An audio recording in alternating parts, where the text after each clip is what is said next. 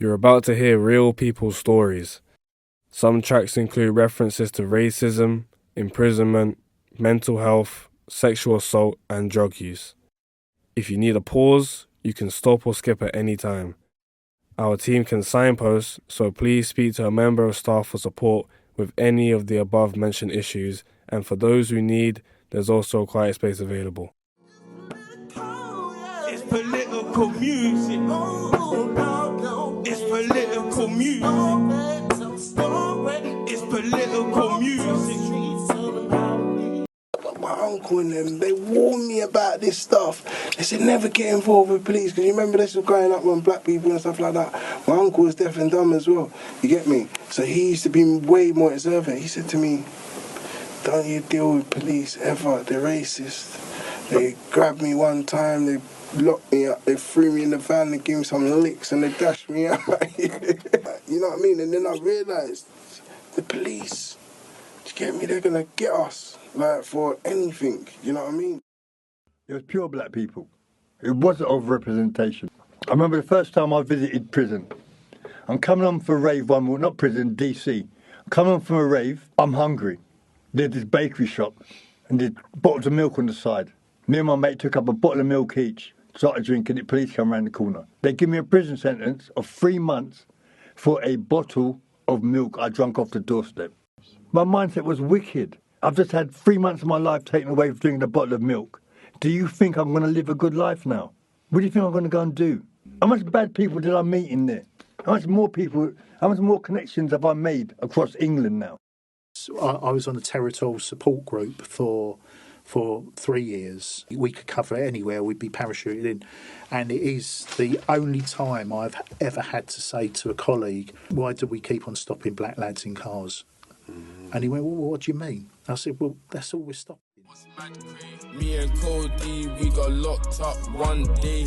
We the same age and from the same lane, but he's got a plain face, so the judge gon' play face. It's only one way, it's gon' be a dark day. Took it on the chin, but now I'm in a dark place. I saw my first grand. When you're seeing that sort of money at 13 years old, just hanging around with the people them that knew it. But some of them was, as I say, didn't have it up here like what I've got up here. You couldn't read, they couldn't write. This guy, he knows how to make money way better than me. We could talk about gangs, but the reality is that quite often they are groups of mates there who have chosen a particular path. From an establishment point of view, we're always thinking, right, gangs, so we've got Mr. or Mrs. Big at the top, we've got the lieutenants, we've got the foot soldiers. Sometimes I don't think it's that so well regimented. There will always be people that earn more than others in there, but I don't think it's always that sophisticated. It's always about the money. I think from a policing perspective, where we quite often get it wrong is that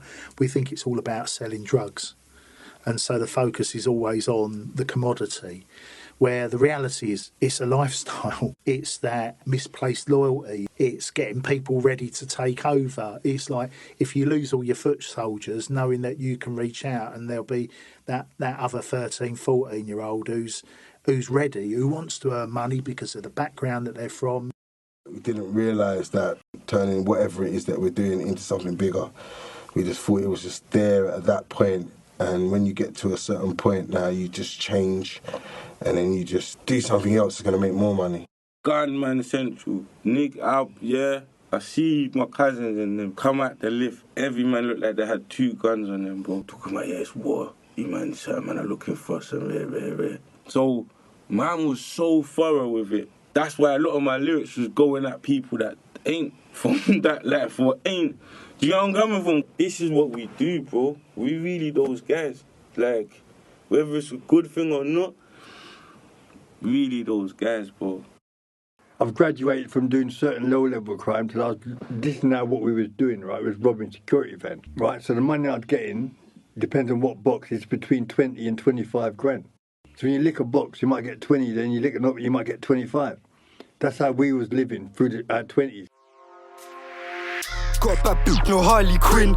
I'm telling her slow down please, my ends are moving hot like Gotham. So I got put her at ease. Got this thing, she asked for something. I told her don't make me crease, rise, bang. Don't ever catch me in no peas. and one day you got caught. Not caught in the act, because we had done so many, you know, when things catch up with you. And then the police had come up to us, this was in the East Ham, and they, like, we've been looking for you, blah, blah, blah. You fit a description of certain people that have been doing blah, blah, blah, and we got arrested. I used to hang around with a few of the elders. Obviously, they done Feltham and stuff like that, so it's like we was next in line, innit? And then out of the next in line, I was one of the first that went. It's like, yeah, kind of getting your experience, kind of get your stripes now. Everyone's got to have a taste if you're young and living that life. I was in prison with Tracy Andrews. She's that girl that killed, you know, Wolfenstein, that guy on the road rage, and she stabbed him. That's her. I was in prison with murderers. Like, you know how scary that is for a 70-year-old going into a prison. You're in prison with murderers. I tell you where I really felt disgusted by it, when I went to a YOI. Oh my days, it was horrible. What's YOI? Youth Offending Institute.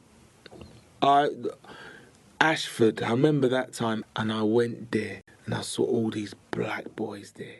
That was, when he was in prison, that was the worst time of my life. It was worse than me doing jail when he done that year. Because a lot of times when you go in the system, right, if you're not mentally equipped, you just keep being a boomerang, right? You just keep going back. I want love, I want faithful, honest and grateful. I want love, I want faithful, honest and grateful. Like 3 months pregnant, I think, when he went to prison.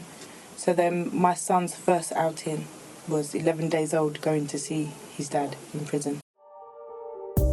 You promised me we'd go to Mars together. You said that we would stay this way forever. You promised me we'd go to Mars together. You said that we would stay this way forever. Are you happy with the choice that you made?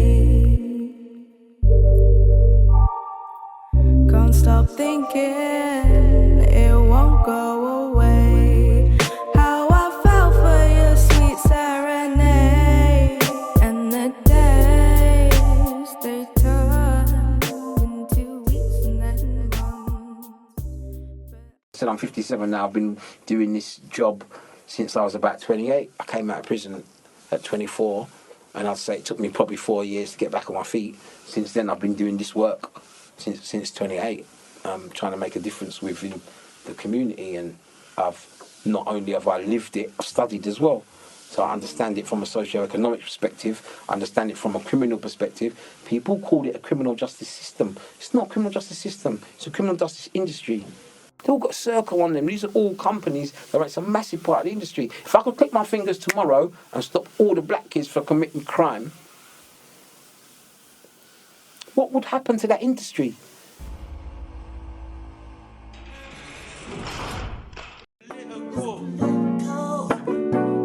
It's political music. It's political music. It's political music. It's political. Are you listening? It's been years and we still stuck in the same condition. This project was made possible thanks to the National Lottery Heritage Fund and to the National Lottery Players.